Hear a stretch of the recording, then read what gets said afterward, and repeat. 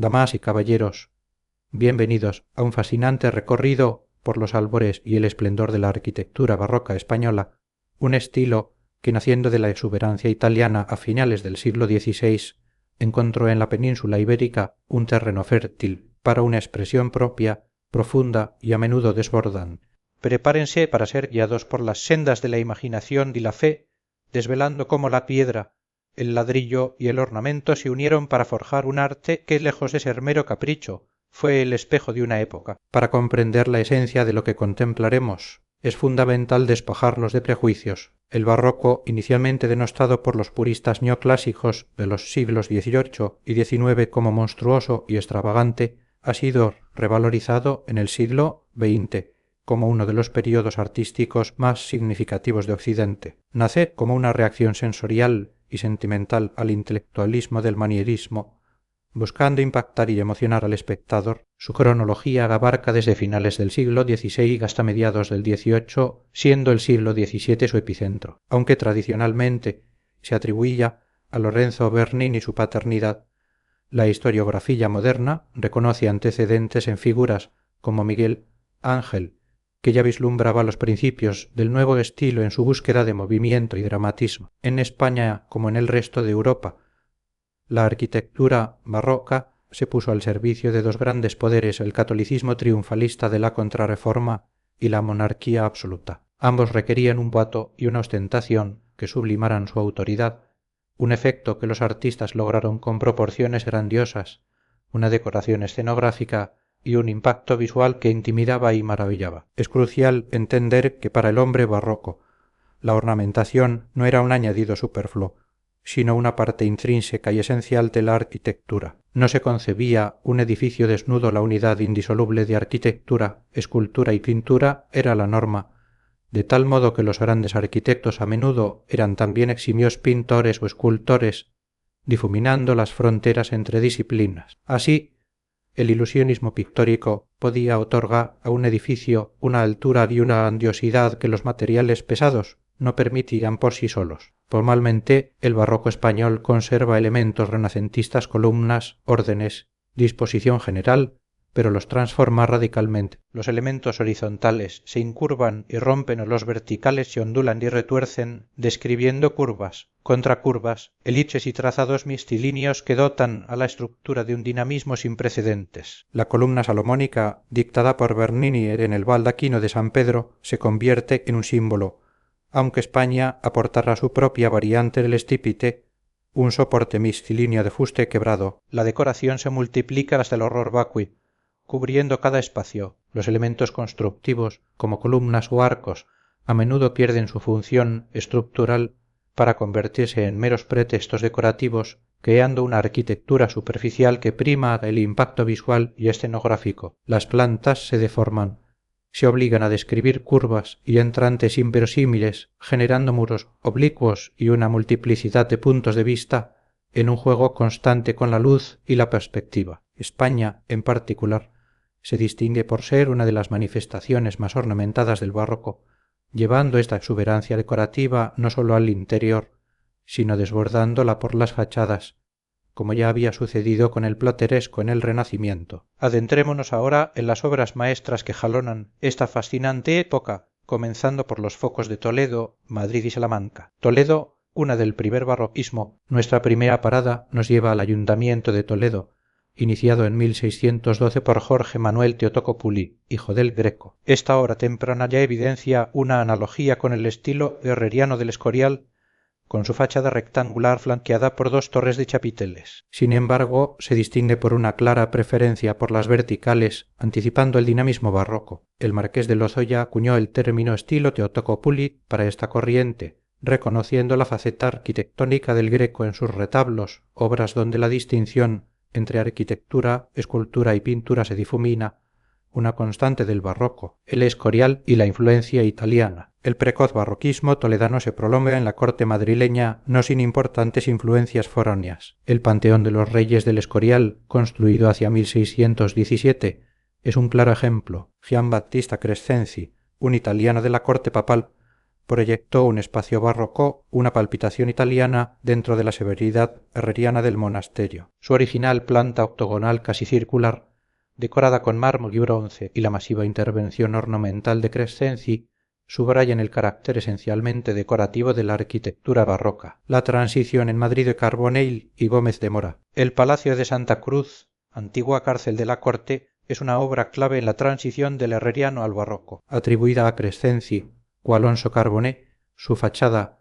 aunque flanqueada por torres escurialenses, resalta un cuerpo central animado con balcones y columnas. Carbonell introdució una novedad al combinar piedra y ladrillo, logrando un efecto más jovial y desmintiendo la idea de que el ladrillo era signo de pobreza, más bien era una elección estética que embellecía los espacios neutros. Su interior mantiene cánones renacentistas con una gran escalera central y patios gemelos. Alonso Carbonell también es autor del Palacio del Buen Retiro, comenzado en 1631, del que hoy solo quedan el Museo del Ejército y el Casón. Su larga fachada, con chapiteles escuriolenses, reitera la idea de un primer barroco español como variación del herreriano, que paulatinamente integra las influencias italianas. El Salón de Reinos, en su interior, es un magnífico ejemplo de cómo la pintura barroca se convierte en prolongación y complemento del concepto total del edificio. Sin embargo, el verdadero creador de la escuela barroca madrileña es Juan Gómez de Mora, sobrino del arquitecto del Escorial Francisco de Mora. Su primera obra importante,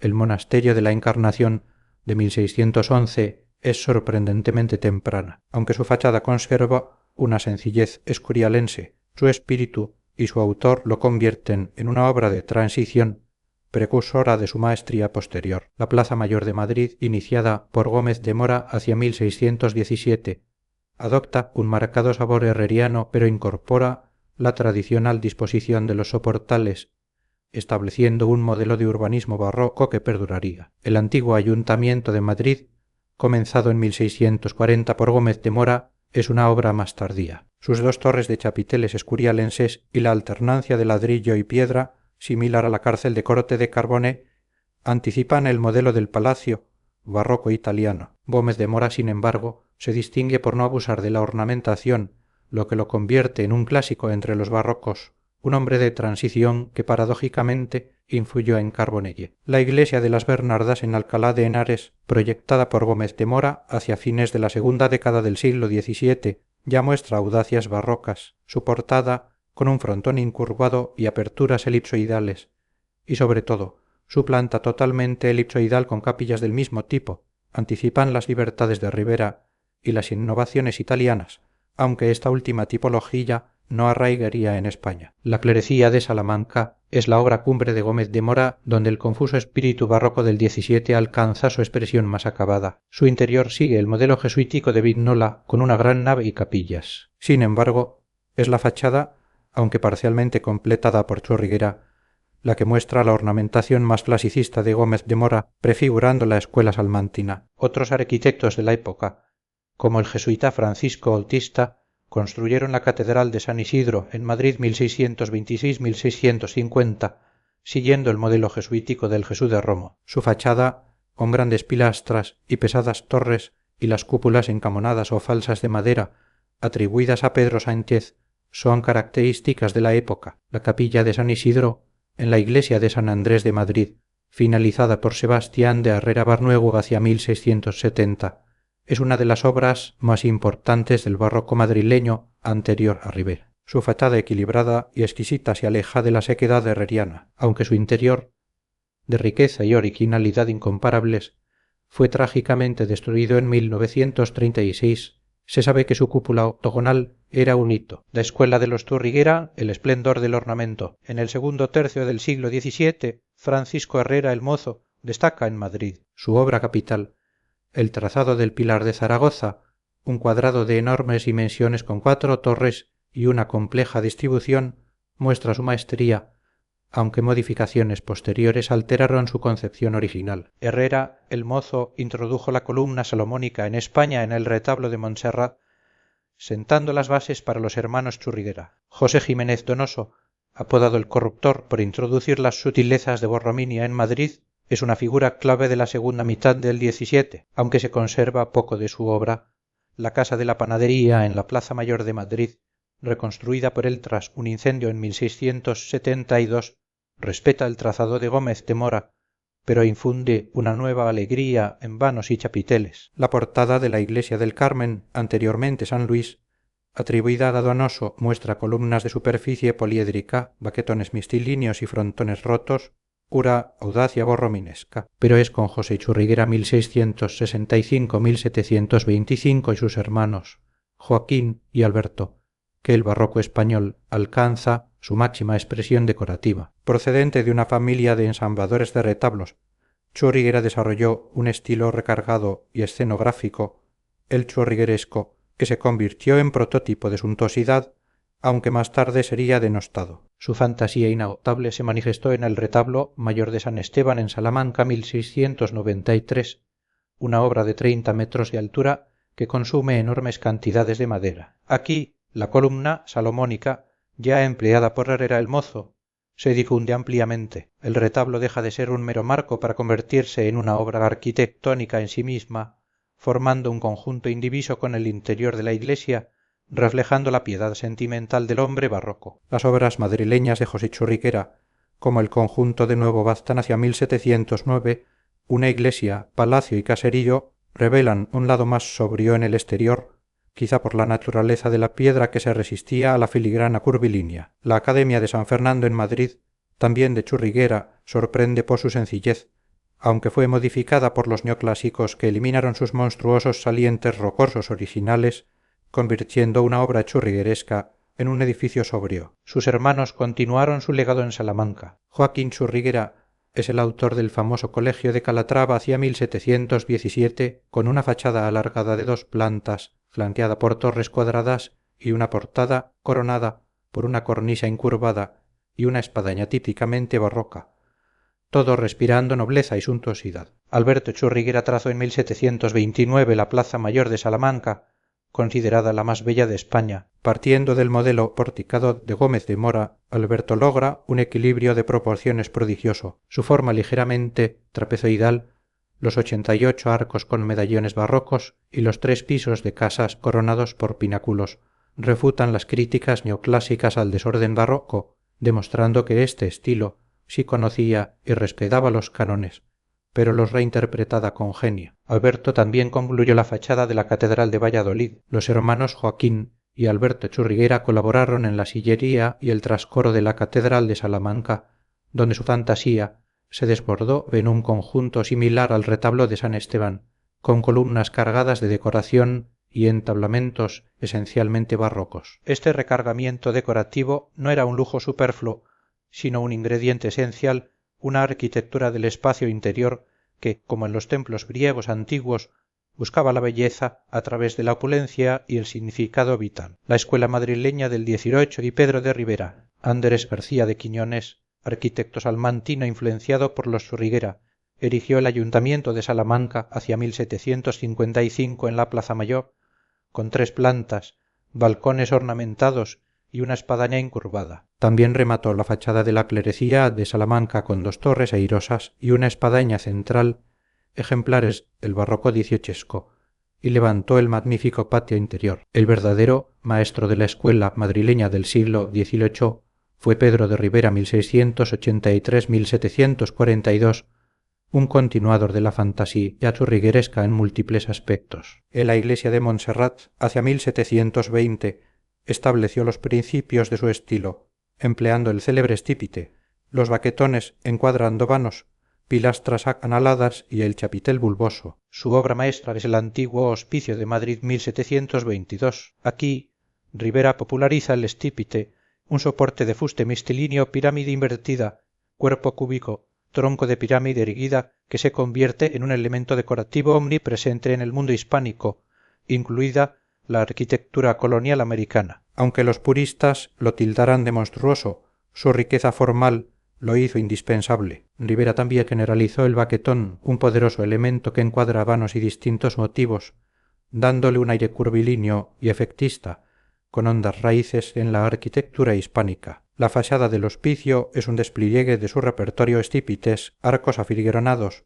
cortinajes de granito, baquetones retorcidos, óculos y cornisas interrumpidas. Ibera realizó una profusión de obras en Madrid, como la iglesia de San Cayetano 1722-1737, reconocida por sus proporciones, decoración y buen gusto, rivalizando con las mejores del mundo. La ermita de la Virgen del Puerto, consagrada en 1718, una obra juvenil, presenta una planta octogonal con rehundidos elípticos y una cúpula con linterna calada. La familia Tomé de León también dejó su huella. Los hermanos Diego y Narciso Tomé trabajaron en la fachada de la Universidad de Valladolid 1715, con clara influencia salmantina, presentando una fachada de 2 pisos con columnas adosadas y estatuas. La obra más importante de Narciso Tomé, una de las muestras más desenfrenadas del barroco mundial, es el transparente de la Catedral de Toledo 1721. Esta obra magna, realizada con su hermano Antonio en el trasaltar,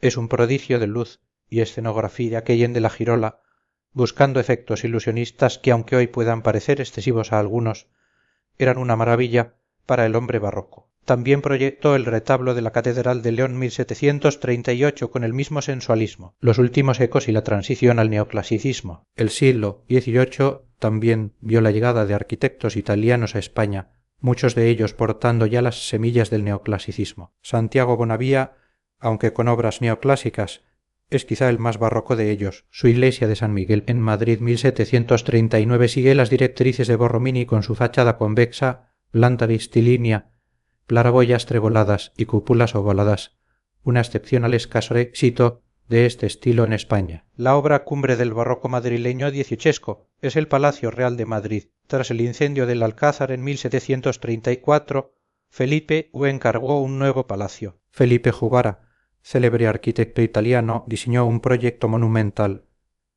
pero su muerte en 1738 hizo que Giambattista Sacchetti, su discípulo, lo ejecutara con modificaciones. El resultado es una mole maciza y alargada, con una fachada que recuerda al Palacio Madama de Turín, flanqueada por cuerpos salientes compactos, siguiendo los cánones del palacio barroco europeo. Tanto Juvara como Sacchetti son figuras de transición, con claras tendencias clasicistas que simplificaban las formas barrocas. Finalmente, encontramos a Ventura Rodríguez, un claro exponente de la transición. En una primera época realizó obras decididamente barrocas, como la iglesia de San Marcos en Madrid 1749, para conmemorar el triunfo de Almansa. Su interior es sumamente original, una sucesión de elipses que crean un movimiento singular, considerándose el templo borrominesco más importante de España, seguidor de Bonavía. En su etapa posterior, Ventura Rodríguez abrazaría el neoclasicismo defendiendo sus preceptos académicos. Así,